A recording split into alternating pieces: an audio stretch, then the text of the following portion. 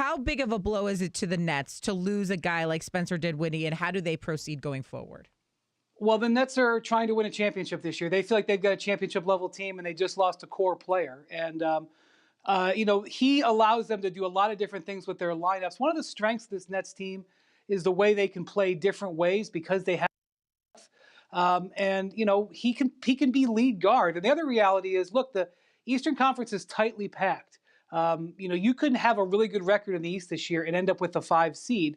And there's a possibility that Kyrie Irving is going to miss a bunch of games this year. He's already sitting out back-to-backs, and he gets dinged up. And now the guy that they had to be their lead guard, if Kyrie Irving as insurance, is not going to be there. And so they are a deep team. They can probably weather this storm better than other teams can. But also on a personal level for Spencer, this was a contract year. He does have a player option next year for $12 million, so he's protected.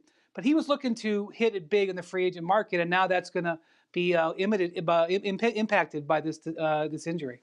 I don't know if this correlates in any way, to be honest, Wendy, but I still wonder if James Harden is being floated with the Nets, and the lack of depth now with Dinwiddie out maybe makes them think, let's go with a 3-pronged star attack, but it also takes away another piece for them to offer up. Does this factor in at all, and is James Harden really still on the radar with the Nets team?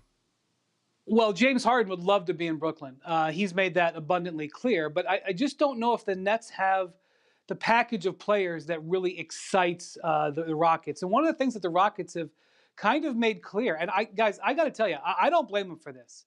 The Rockets have made clear that they want a premium package for James Harden. And you look at kind of what the Lakers got for Anthony Davis, a year and a half ago, I guess now, where it was a bunch of promising young players and a bunch of draft picks. And the Nets just don't have that. They don't have the Brandon Ingram. They don't have the Lonzo Ball. And their future draft picks aren't as exciting because you think that they're going to be a good team. And right now, there's no other stars available. It's not like there's 3 superstars out there on the market and the Nets can go shopping elsewhere. So I just think that the Rockets are willing to let the bidding war go on James Harden, who, by the way, despite all of his issues, is off to a terrific start, despite not being in great shape. And I just don't think the Nets have it. I think it would take them to make a separate deal to juice their package. And so while I understand it's still on the board and I can't rule it out, I just don't see that as a trade match. We're talking to Brian Windhorst, ESPN senior NBA writer. So, Brian, yesterday we saw Ja Morant go down with an injury. I saw reports indicated that he left on a wheelchair. What's the latest with Ja? Yeah, so they're going to have an MRI today. The real question is, what is the degree level of this ankle sprain? If it is a 2nd-degree sprain, it's going to be weeks. If it's a 3rd-degree sprain, which is, almost the worst thing you can have other than a broken ankle, it could be, a couple of months. And that's what they're going to determine with this MRI. The scary thing about this injury, he was challenging a shot. He's got an electric leaping ability. He had jumped so high on this play, and so he came crashing down. So the hope is that it's just going to be something that is, keeps him out, maybe a couple of weeks. But the velocity at which he went down is rough. And that's a Grizzlies team that is already missing Jaren Jackson, who's their 2nd best player for an undetermined amount of time as he recovers from knee surgery. And with where the Western Conference is and how tightly packed it is, you lose your best player like Ja Morant. You lose him for 3-4 weeks without Jaren Jackson. In a 72-game season, it might be unrecoverable for this Grizzlies team, and that would be unfortunate, but also the reality.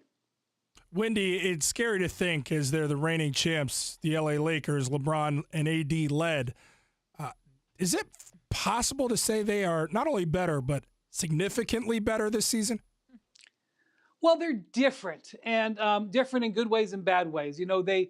They changed their team quite a bit, and especially at the center position. Last year they had really high athlete, rim protecting, basket, glass cleaning centers in JaVale McGee and Dwight Howard. And I know that those guys weren't core parts of their star roster, but those guys really defined how they played, especially defensively. And now they have Montrezl Harrell, who is not a strong defender. In fact, last night in the game against Portland, the Blazers' whole attack down the stretch of that game was to attack Montrezl Harrell, and it helped them win that game. And then Marcus Saul, who's one of the shrewdest and smartest defenders out there, former Defensive Player of the Year, but doesn't move like that. So I still think they're going to be a very good defensive team, but they're different. And then on the perimeter, with introducing Dennis Schroeder and introducing the way they run their offense, so they're trying to run their offense more through Marcus Saul. That means less playmaking a little bit for LeBron James, which, again, could be a good thing to take some pressure off him, but is different. So you look at the Lakers, you see depth.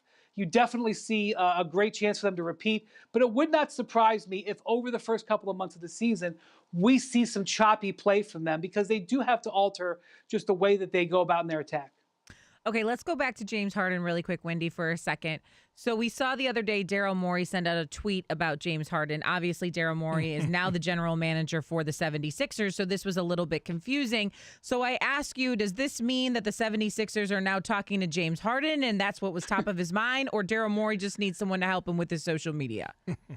I mean, Daryl Morey is a smart guy. That was not a smart move. That was instantaneously like, what are you doing? And the Rockets were pissed off about it, and rightly so. And the league slapped him for it because even though it may seem innocuous, there's a lot of tension there. I mean, just the concept of having a negotiation over a star player, especially when it lasts over a long period of time, that's difficult. Then you introduce the fact that Daryl Morey has just left that team. It's pretty much a 1 in a million situation. I can't remember in almost 20 years of covering the NBA where there's been this type of negotiation from a guy that just changed general managers, just changed front offices. It's unheard of. So everybody's a little bit jumpy about it. It doesn't mean that the talks are any different. There have been offers swapped between the teams, and they're not satisfactory right now. And I would say, sitting here in late December, that if I had to make a wager on which team had the most likely chance